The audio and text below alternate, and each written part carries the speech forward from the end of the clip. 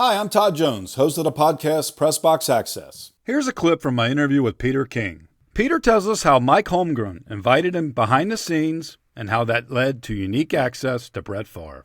You always seem to find a way to be with somebody after a game, for example.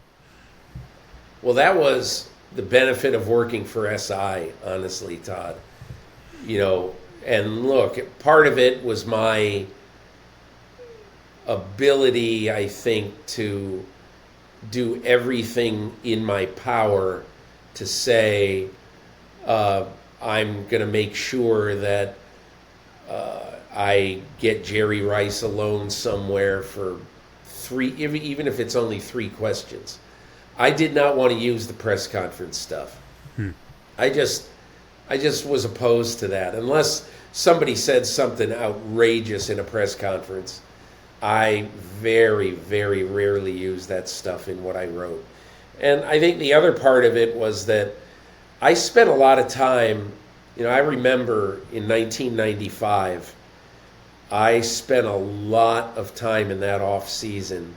There was one story I really wanted to do. I thought it was a white whale in our business, and that was I wanted to spend a week inside a football team. And I wanted to do that without somebody saying every 5 minutes, now this is off the record, you can't use this, you can't, because I went in and I probably asked 15 coaches.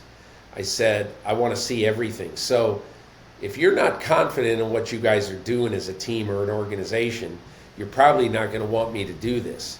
Right. But at the end of the day, Mike Holmgren of the Packers, they were a rising team. Favre was just getting good. And they let me do it in a week. They were playing the Minnesota Vikings.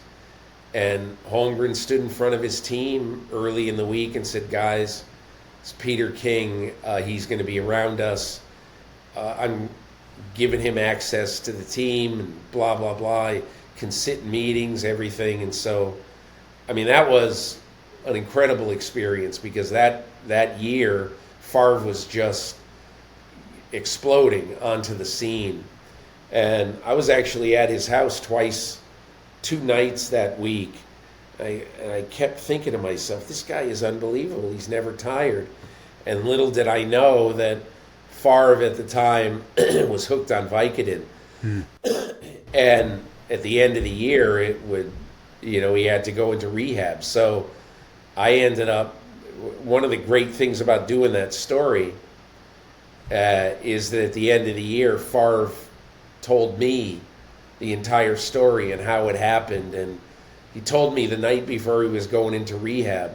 And that's the only thing that anybody heard from him for 6 weeks was my story on Favre going into rehab. Peter, why do you think he told you?